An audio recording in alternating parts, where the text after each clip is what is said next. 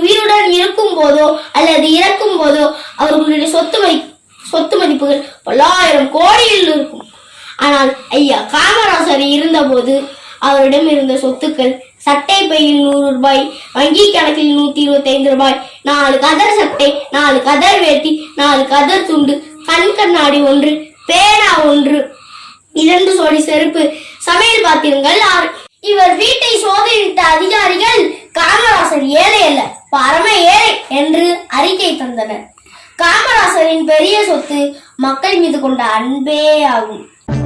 நாடு பார்த்ததுண்டா, இந்த நாடு பார்த்ததுண்டா, தன் வீடு பார்க்காமல் வாழ்வு பார்க்காமல் இந்த நாடு முன்னேற நாடு உழைத்தவனை நாடு பார்த்ததுண்டா, இந்த நாடு பார்த்ததுண்டா.